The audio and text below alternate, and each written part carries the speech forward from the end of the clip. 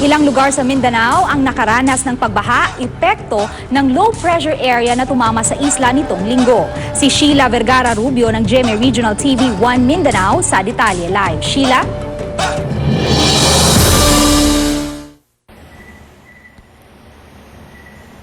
Luan, malawakang pagbaha ang naranasan dito sa Mindanao nitong linggo dahil sa halos walang tigil na pag-ulan. 3 bata naman ang namatay ng maanon matapos abutan sa pagtaas ng tubig sa ilog habang namimingwit. 3 sa 4 na bata ang natagpo ang patay ng search and retrieval team sa Cabadbaran City Disaster Risk Reduction Management Office matapos maanod sa ilog sa Purok Dalas, Barangay Babibi sa Cabadbaran City, Agusan del Norte. Namingwit umano sa naturang ilog ang mga bata na nasa edad na 9, 10, 11 at 13 gulang. Pero hindi umano nila napansin ang biglang pagtaas ng tubig at tinangay. Sa Cagayan de Oro City, nagmistulang ilog ang 3 lane ng Kauswagan National Highway nang tumaas ang tubig dahil sa tuloy-tuloy na pag-ulan. Agad namang kinuha ng mga personahe ng DPWH ang mga basura na nakabara sa mga garbage traps para may daluyan ang tubig. Problema talaga umano sa lugar ang drainage system na hindi pa rin natatapos.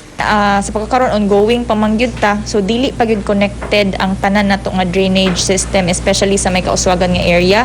Do naatay na kumpleto nga section, but ang mga connecting papud ana niya dili pa pud gyud mo lahos dito kung asa gyud ang ato ang outlet. Sa Barangay Lapasan, makikita ang pagragasan ng tubig baha sa daan dahilan para bumagal ang takbo ng trapiko. Sa Iligan City, makikita sa kuha ng isang netizen na halos umapaw na ang tubig sa Tubod Bridge dahil sa tindi ng pag-ulan sa lugar. Pinasok na rin ng tubig baha na may kasamang putik ang ilang bahay sa lungsod. Agad ding nirescue ng City Disaster Risk Reduction Management Office ang mga natrap na residente.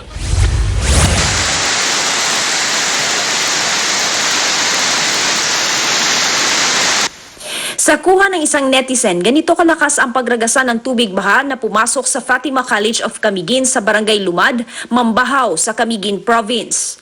Sa taas ng tubig, nang mistulang ilog ang loob ng paaralan.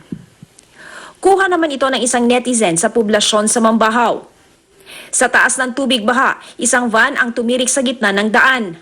Lampas tuhod ang baha sa ibang lugar kung kaya't stranded ang mga tao sa isang mall. Pahirapan din ang pagsakay sa mga motorela at multicab sa lugar. Sa Lanao del Norte, nahirapan sa pagdaan itong mga sasakyan dahil sa rumaragas ang tubig baha sa kalsada matapos umapaw ang ilog sa Maygo sa Lanao del Norte Martes ng gabi. Nirescue din ng mga responder sa Provincial Disaster Risk Reduction and Management Office ang mga residenteng na-trap sa kanilang bahay sa 4 na apektadong barangay. Sa kuha ni Girlie Labastilla, umabot sa dibdib ang tubig baha. Kaya't inilikas na nila sa matataas na lugar ang kanilang mga gamit. Sa 8:15 sa gabi, ma'am, naana sa among kusina ang tubig. Then dito din siya gasugod nga kusog kayo iya ang pagtaas. Then gisabayan magud pud og high tide dayon. Walay undang-undang nga ulan ba mo to nga kusog jud pud kaayo ang tubig nakasulod sa amo ang balay. Sa bayan ng Tubod, nagpatupad na ng forced evacuation ang LGU nang tumaas ang tubig sa Bulod River na tuluyang pumasok sa mga bahay. Sa Cotabato Province, 10 bahay sa bayan ng Matalam ang pinasok ng tubig baha, epekto ng tuloy-tuloy na pag-ulan. Hanggang tuhod na tubig baha ang nararanasan sa Barangay Taguranaw matapos umapaw ang irrigation canal at ilog sa lugar. Sa Davao City, gumuho ang bahagi ng lupa na kinatatayuan ng isang bahay sa Barangay Maa sa Purok 44 Santo Niño Village nang lumambot na ang lupa dahil sa tuloy-tuloy na ulan. Nagsagawa na ng clearing operations sa lugar. May mga naitala rin pag-landslide sa Barangay Catalunan Grande at Tamugan.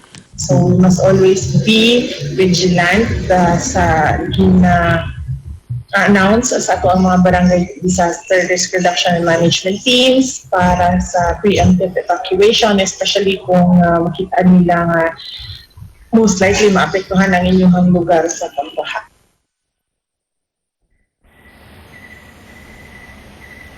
Luan, dahil sa patuloy na nararanasang pag-ulan dito, ipinatupad na ang preemptive evacuation sa ilang barangay lalo na sa mga nakatira sa tabi ng ilog at mabababang lugar. Luan. Maraming salamat, Sheila Vergara Rubio.